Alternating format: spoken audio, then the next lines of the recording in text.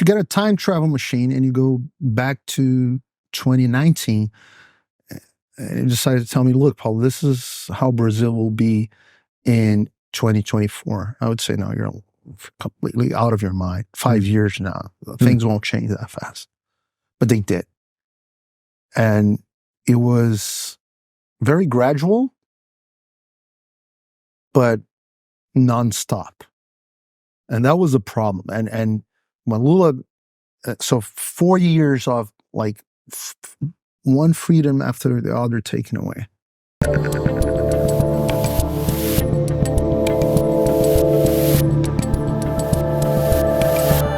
Is he even in the country right now? I know he kind of fled immediately after. So he's back and he's living freely? So this is what happened. Bolsonaro immediately, one day before his term finished, he came to the United States. And he spent 3 months here. I think he was here in Miami. He was in Orlando, Central Florida area. And but he's been here in Miami several times. Yeah. And but he decided that it was a good idea to go back to Brazil. I think that was a mistake. One of the reasons why he decided it was a good idea to go back to Brazil is because the Democrats gave him such a hard time while he was here. Like they threatened to extradite him, although he was not being charged of any crimes back then. The media was treating him horribly also. Basically Florida is, protecting this far right maniac and the rest of it. Yeah. Exactly. So he felt under Biden and the Democrats in the Senate, actually, the funny thing, the lead guy against Bolsonaro was Senator Bob Menendez. He's now the guy is literally being charged for international corruption, for aiding a government that's not the U.S. government. With gold bars. With gold bars. You kind of admire it. Yes. So I wonder why he was helping Lula, the most corrupt guy on the planet, probably. I don't know. So that's only speculation. So as you've watched your country change, I mean, I think one of the things people wonder from an American perspective, as we kind of seem to be heading in that direction too, is how quickly things change. So when Lulu took over, like how quickly did you see you just described some pretty scary changes in terms of individual rights and how they're treating the media, et cetera, but how quickly does it happen? So if you get a time travel machine and you go back to 2019, and you decided to tell me, look, Paul, this is how Brazil will be in 2024, I would say, no, you're completely out of your mind. 5 years now, things won't change that fast. But they did. And it was very gradual, but nonstop.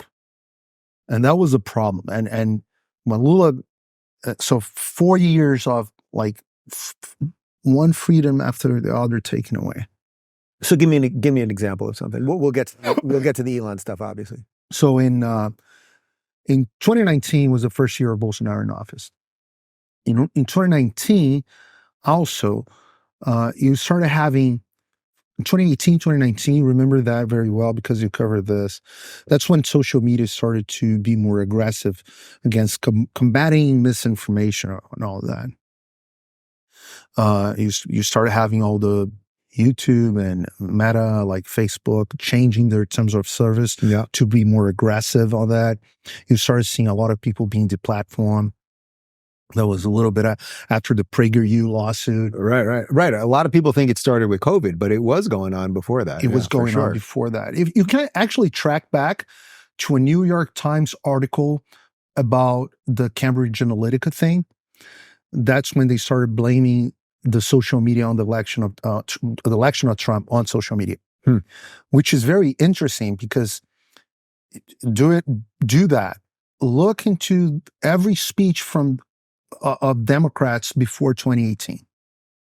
All of them would praise social media. Remember, Obama won an election with That's how you do it. That's how you do it. Yeah, this is the new way of winning. New public squares, praise about it. Then you had Trump, and they decided to find out why did this guy win? And they came to the conclusion that social media was to blame. So you had, it was actually first an article from The Guardian, but no one cared about it. And then a year after, New York Times republished this story with nothing new. But they started talking about the idea of social media being a threat to democracy. Mm-hmm. Okay, so it's very interesting. I think that's very interesting. And then a few weeks after, you start seeing very big shots in the Democratic Party saying that, repeating that social media, almost like they had a, I'm not a conspiracy theorist, but It's not that much of a, you see that New York Times cover right there? You remember that one? Yes, that Dave Rubin and Milton Friedman are leading the alt-right. So, you know, via YouTube algorithms. Yeah. Pretty impressive. So that's why I said, you know this very well. Yeah. So it's almost like they had a meeting and they decided to, well, this is what we're going to say now. Yeah. And then social media updated their terms of service. In 2019, a couple of months after Bolsonaro was elected, the Supreme Court of Brazil opened an investigation against fake news. And that should, if you're not paying attention, that should sound extremely weird because a court doesn't open an investigation. Right. The Department of Justice or whoever, the police, open an investigation. The court just judges based on the accusation and on the defense. Right. Right? But the Brazilian court decided that they would open an investigation, and this is how they did. They don't have that power, just like in the U.S. But just like in the U.S., there's, on the internal bylaws of the court, they have an article that says, look, if a crime was committed within the premises of the court, we can open an investigation. And they decided to say, look, people are saying bad things on the internet about the court. They're slandering the court on the internet. Oh, clever. The internet's everywhere, including inside the court. So that gives us ground, God, to open an investigation. It's like, wow. Yeah, wow. And that was open in 2019. It's the famous fake news probe. And if you guys think the Bob Mueller and all the probes took a long time, that has been ongoing since 2019 without no one being charged. And that's the probe that Elon Musk was now added to. But they started doing search and seizures in the house of journalists. Then they started to censor some content, some articles. The first one that they censored was a magazine that published an article saying that one of the justices of the Supreme Court was involved in corruption. Oh, can't have that getting out there. Of course not. Yeah. And then then they arrested a few journalists, and they started with the most extremists. So when you see like people going after Alex Jones, for example, you might not like Alex Jones. You might think he's nuts, but you're next. You just don't know. Yeah. Because that's exactly how it started in Brazil. If you're looking for more enlightening conversations about international issues, check out our international playlist. And if you want to watch full interviews on a variety of topics, watch our full episode playlist, all right over here. And to get notified of all future videos, be sure to subscribe and click the notification bell.